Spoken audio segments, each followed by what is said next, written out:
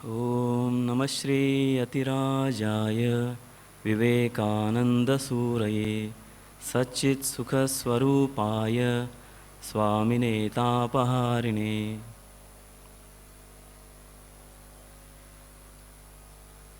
So I have to speak on handling of stress. So those who do not have stress, first I have to give some stress to them, then relief. So handling of stress is very interesting and strange subject. Interesting because it is our daily companion, whether we want or not. Every one of us, some or the other stress we are suffering from. And strange for that purpose, I will quote one story told by Sri Ramakrishna. Of course, many of you know this story, but many they do not know also. So there was a barber, and once he was going in a forest. Under one tree he stopped and he heard one voice. Do you want gold full of 6.5 jars? So he looked here and there. There was no one he could see. But that voice again called him. So, first of all, he did not understand what it is. It is really what that voice meant. But he wanted to give a try. So he said, yes, I want to have that 6.5 jars of gold. Then that voice said, yes, it is there in your house, go and see. So he rushed back to his home, and to his surprise, he found glittering gold full of 6.5 jars. Now remember, 6.5 jars, not 7 full. So that immediately they both were happy, that couple. Simple couple, so long they were living ordinary life, happy life. But now this gold has come, so they were very happy. But their whole mind, now they were thinking how to fill up that half jar so that they can have full 7 jars of gold. So first and foremost thing they did was, whatever ornaments they had, they converted into gold coins and they put in that half jar. So he went on feeling that whatever money he used to get as a salary, he used to work as a barber of king, and whatever salary he used to get, he starving himself, and both couple, wife and husband, they started starving themselves just to fill that half jar, but it was never to be filled up. So day by day his health started deteriorating. King asked, what happened to you? You are going down and down day by day. So then this barber replied, because I need more money, please increase my salary. So king said, all right. He made his salary double. Still his condition did not improve. After some months, king got some doubt and he asked that barber, so what happened to you? I made your salary double, but still you are not improving your health. Mentally you are upset. You are having a lot of worry and tension. What is the matter? Did you get that 6.5 jars of gold? Then that barber said, yes sir, how do you know? Then the king said, that is your trouble. Because that demon, he offered me also the 6.5 jars of gold. But I asked one question, can I spend that gold or not? Then that demon simply vanished. That means that money cannot be spent. But now your problem is you are trying to fill up that half jar, which can never be filled up. So that is the cause of your worry. So first go and return that. Say that I don't want that 6.5 jars of gold. So this barber ran to the tree and shouted, I don't want that, please take it back. I don't want that 6.5 jars of gold. Immediately that it vanished. And he became normal person. So in our life also, we invite stress. Stress is not there. We invite, and then we start worrying how to handle stress.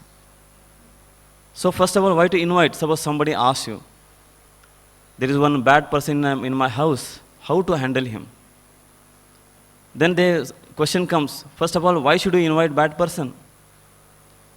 So we have to be careful while inviting stress in our mind. But it's not so easy as we think or as we say. Lot of preparation is needed for that. Lot of training of mind is involved in this stress, relief of stress. In the case of barber, now we will find Swami says no one can get anything unless he earns it. Whatever we have in our life, that has to be earned, that we have earned. Whatever we earn, that remains with us. Nothing is free in this world. We may say, sale is going on, 40% discount I got, 30% discount I got, but 60% you have to pay, then only you get 40% discount. Maybe buy one, get one free, but first buy one, then get one free. So nothing is freely available. So we have to work for that. And you will find there are different kinds of stress in everybody's life. Maybe in students' life, how to get good marks, tension of examination, then post-graduation, then counseling, then which college is good, where I should take admission, what is my merit, and all these things, worries will be there. Now by worrying we cannot change the situation. But by training of the mind to how to take the life, that is very important. And every moment of life, this Karma Yoga concept becomes helpful to us. Karma Yoga means whatever in our hands, we have to do. And the results or fruits should be left to the nature or Lord. Because we do not have any control over the situation. Whatever we can do, that's all. In our hands, that much only is there. Karmani eva adhikaraste means that. Karmani eva adhikarahate. So more than that we may expect, but we cannot have any attachment. We may have certain goals that should be there. Otherwise, life will become directionless. But attachment to the goal should be avoided if we want to become free from stress. Then in the family life also, there are a lot of stress will be there. Strained relationships. Nowadays we are suffering from that. There is most of the families will find there is a lot of stress because there is no proper understanding among parents, children, or grandparents, and all these things. Families are divided because of this reason. Because we do not have good relationship. Why we do not have? Because there is strong likes and dislikes in our mind. We are so much attached to our small things, small attached that likes and dislikes. Whenever we see a person particularly whom we do not like, maybe for small reason, we get upset just by seeing him. So ultimately, whatever may be, and then social life is also disturbed. Because if family is disturbed, social life also disturbed. National life is disturbed. So everywhere you will find disturbance. And we see, because our mind is disturbed, we see everywhere disturbance and disturbance alone. So here, whatever may be the kind of stress or whatever may be the type of stress, but ultimately it pollutes our mind. Our ultimately mind gets affected. And that is a tragedy of our life. There may be problems outside, but we should train our mind in such a way that mind should not get affected. Otherwise, one stress, one negative thought, one worry leads to another stress, another negative thought, another worry. And ultimately, whole life with our own hand, we spoil. So that's why we should be very careful about our small matters. Because mind is full of Kama, Krodhadi, Shadripus. Desires are there, anger is there, and all emotions are there. Of course, we cannot get rid of, because Sri Ramakrishna says those will be there. But only we have to direct those to God, towards some noble purpose. So that is the only solution. Then we can get rid of these things. So that creates moha. All this Kama, Krodhadi, it creates moha, attachment, and makes our life miserable. That's why it becomes important for all of us to cultivate good thoughts, to cultivate strengthening thoughts. Because ultimately, Swami says, we are what our thoughts have made us. So be careful about what you think. That's what Swami Vivekananda says. Every thought acts like a blow of chisel given on the stone. Like suppose a sculptor is there, he is making an image out of a stone. Now he goes on chiseling the image. Now how many blows he might have given to that stone? Out of those blows, that image he has carved out of the stone. So every blow was important and responsible to create that image, to make that image. So similarly, every thought becomes important and responsible to create our own character. If we say, I do not like this, that becomes one thought and it forms our particular personality, maybe negative personality. If I say everything is good, there are so many positive things, it makes us positive personality. Not one thought, of course. There are many thoughts. So aggregate of these thoughts becomes character, Swamiji says. So that's why thinking good thoughts is very important. And each thought is tinged with our character. Next Swami says. So each thought becomes responsible for formation of our character. So when we say a person is good or bad, that means he has many good thoughts in his mind. And that is how he has formed a good character. In the same world they are staying. One negative person, one positive person. That famous story of Mahabharata. Krishna called Yudhishthira and asked him to go around the earth and find out at least one bad person. Yudhishthira went round and came and said to Sri Krishna, O Lord, I did not find a single bad person. All are gems, all are angels, all are gods.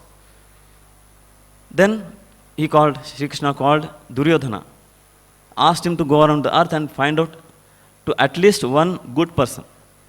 Duryodhana went round and reported that no one he could find a good person, all are worthless, good for nothing. Now Yudhishthira and Duryodhana both saw the same world, same people, but according to their attitudes, according to their formation of mind, they perceived the things. So that's why some great person has said, we see the things not as they are, but as we are. So that's why there are so many likings and dislikings. It shows our mind.